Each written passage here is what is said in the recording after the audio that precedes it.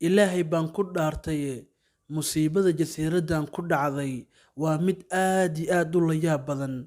Wax aan mucjiso ahayn laguma tilmaami karo. Reer Nowro waa dadka ugu nasiibka xun, dhanka kalena waa dadka ugu nasiibka wanaagsan. Nimcadii uu Ilaahay siiyey bay ka faa'iideysan waayeen. Intaan mowduuceena bilaabin, fadlan muuqaalkan like noo saar, sababtoo ah dhiirigelin bay noo noqonaysaa. Kuna soo biir kanaalkeena Xogbaahiye adigoo subscribe taabanaya. Jasiirad yar oo qaaradda Australia koonfur kaga beegan. Jasiiradda waxaa lagu magacaabaa Nowro. Asal ahaan jasiiradda waxaa helay boqortooyada Ingiriiska. Xilligaana waxaa ku noolaa koox yar oo ugaarsato ah. Jasiiradan badkeeda kama badna 21 kiiloomitir isku wareeg ah. Dadka ku nool waxaa lagu qiyaasaa 10,000 oo qof. Waana waddanka saddexaad ee adduunka oo dhan ugu yar.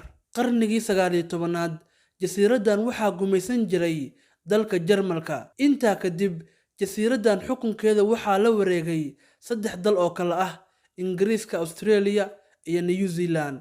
Intaa kadib jasiiradii waxaa haddana gacanta u gashay dowladda Jabbaan. Dowladda Jabbaan jasiiradda kuma sii hakan, haddana waxay gacantooda ugu soo laabatay 3 dal aan soo sheegnay hadaaye: Ingiriiska, Australia iyo New Zealand. 3daa waddan ayay gacanta ugu jirtay ilaa laga soo gaarayay sanadkii 1966. Jasiiradan aadka u yar, Ilaahay waxa uu siiyey kheyraad qaali ah, waxaana jasiiradan laga helay khasnado macdanta fosfeerka ah.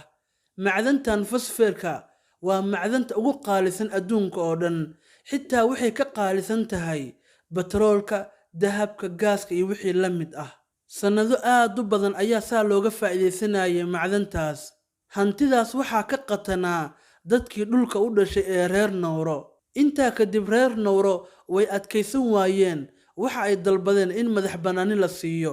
Waxaa madax bannaanidoodii la siiyey sanadkii 1968. Markaas ayay macdantoodii qaaliga ahaa ay bilaabeen in ay iyaga ka faa'iideystaan. Sanadkii 1971 jasiiradan aadka u yar waxay xaqiijisay lacag aad u badan oo lagu qiyaasay 25 milyan oo euro.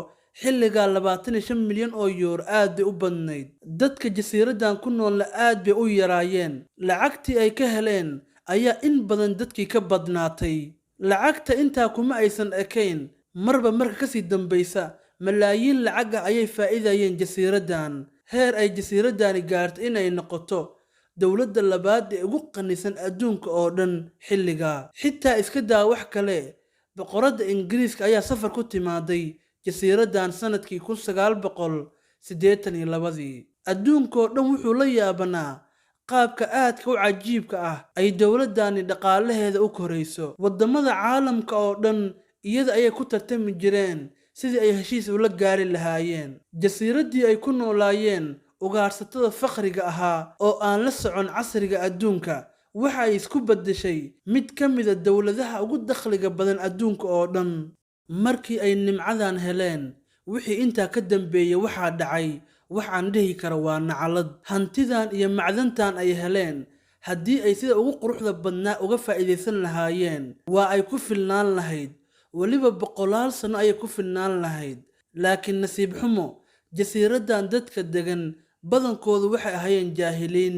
Isma ay dhahayn nimcadan way guuri kartaa. Isma weydiin macdantan way dhammaan kartaa. Isma weydiin xaaladii fakhriga armaad dib loogu laabtaa. Hantidii waalida ahayd ee jasiiradan ay heshay waxa ay dadkii ku kaliftay in aysan shaqayn oo ay guryaha fadhiistaan. Dadkii jasiiradan ku noolaa qof walbana waxaa la siiyey guri, gawaari iyo dhul ballaaran. Shacabkii ugaarsatada ahaa waxa ay isku beddeleen dadka ugu maalqabaysan. Awalkii hore dadkani waxay cuni jireen cunnooyinka dabiiciga ah ee dhulkooda laga soo saaro. Laakiin markii hantidan la helay, waxay bilaabeen in ay soo dhoofsadaan cunnooyinka oo dhan.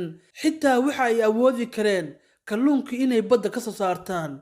Kalluunka xitaa waa ay soo dhoofsan jireen, weliba kalluunka qasacadaysan. Waxayna isku beddeleen dad ku nool cunnooyinka ay cunaan reer galbeedka. Guryaha badankooda waxaa oolaa gawaari, TV iyo taleefanadii ugu dambeeyey ee xilligaa socday oo aadka u qaaliga ahaa. Dadka qaar baa xitaa dhowr gawaari lahaa. Dowladda Nauru waxa ay waddamada kale ka soo kaxaysteen dumar aad u badan oo guryaha uga shaqeeya, xitaa hadday shaqay kari waayeen oo ay shaqo aadi kari waayeen. Iskuma dayin in ay hawsha gurigooda qabsadaan, ha noqoto cunno karinta iyo nadaafadda. Dumar ayay waddamada ka keensadeen oo cunnooyinka u kariya, xitaa qaybta nadaafadda u qaabilsan. Dadka reer Nauru waxa ay noqdeen kuwo aan ka fakarin mustaqbalka dambe maxaa dhici kara. Waxay ahaayeen kuwo aan shaqaysan, hantidan badan ee soo gashayna si fiican ugama faa'iidaystaan. Heer waxay gaareen qofka haddii uu gaari ka qaraabo aysan gaarigaas samaysan oo iska tuuraan, mid cusub oo kuwii ugu dambeeyey ah ay soo gataan. Micnihii wax kale kuma garatide, noloshii ugu saraysay ayay ku noolaayeen. Sidoo kale waxay waqtigooda ugu badan ku qaadan jireen xafladaynta iyo baashaalka. Iyagoo sidaa u baashaalaya ayaa waxaa soo baxday warbixin sheegaysa in jasiiradan macdanta fosfoorka ee laga soo saarayo ay ku dhowdahay inay dhammaato. Laakiin dadkii reer Nauru waxa ay ahaayeen kuwo iska indhatiraya daraasaadkaas. Qaarkood waxa ay aaminsanaayeen nimcadan inay weligood ku waari doonaan. Sanadkii 1975 dakhliga jasiiradan waxaa lagu sheegay $2.5 bilyan. Dadka jasiiradan ku noolna ma aysan badnayn, waxaa lagu qiyaasayay 7,000 oo qof. Dadka reer Nauru dowladooda xitaa kama aysan fakarin in ay wax dambe dhici karaan. Shacabkooda haddii ay hurdaan, waxaa la rabay in ay dowladooda u qorshayso hantidan badan ee soo galaysana waddada ugu saxsan ay mariyaan. Dowladdii iyo shacabkiiba waa ay hurdeen. Waxay u malaynayeen in ay nimcadan weligood ku waari doonaan. Dowladda Nauru mashaariicdii ay dhistay ma ahayn wax qiimo leh oo dadka faa'iido u noqonaya.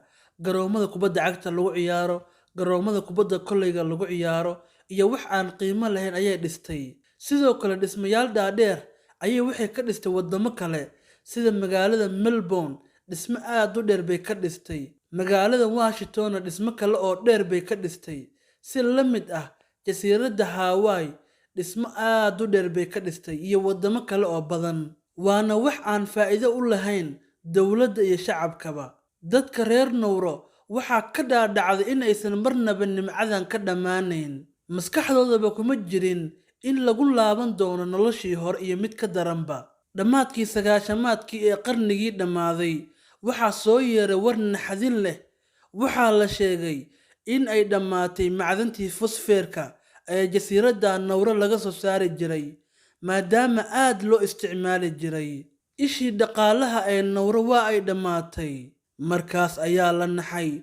Orod aan faa'iido lahayn baa la galay. Lacagtii u hadhayna tartiib bay uga dhammaatay. Dowladdii adduunka uga sheekayn jirtay in ay horumar gaartay, hadda waa ay fashilmatay. Maxay ku hadli karaan? Intaa kadib waxay ku khasbanaadeen in ay deymo badan soo qaataan. Deymo badan baa isku dulfuulay.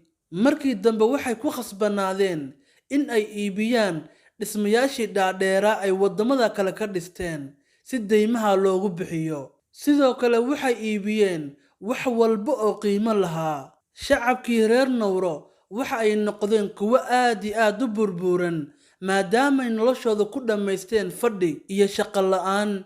Heer waxa ay gaareen in guryahooda xitaa looga shaqeeyo, ha noqoto cunnada iyo nadaafadda. Markii la ogaaday in ishii dhaqaalaha ay dhammaatay, waxaa lagu noqday noloshoodii hore iyo saboolnimadoodii iyo weliba mid ka sii daran. Waddooyinka Nauru waxaa buuxiyey qashin, gawaari badan oo faa'iido lahayn iyo mukayfyo la isticmaali jiray ayaa meeshii ka buuxsantay. Waayo gawaarida hadda lama isticmaali karo, shidaal bay u baahan yihiin.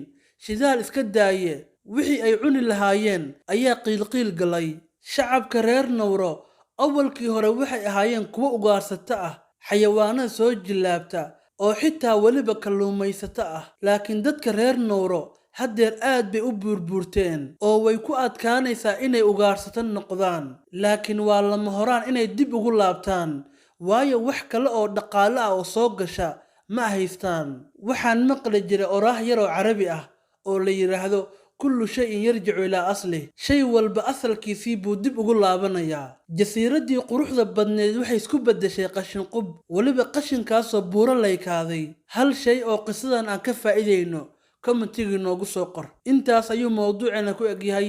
wassalaamu calaykum waraxmatullaahi tacaala wabarakaatuh.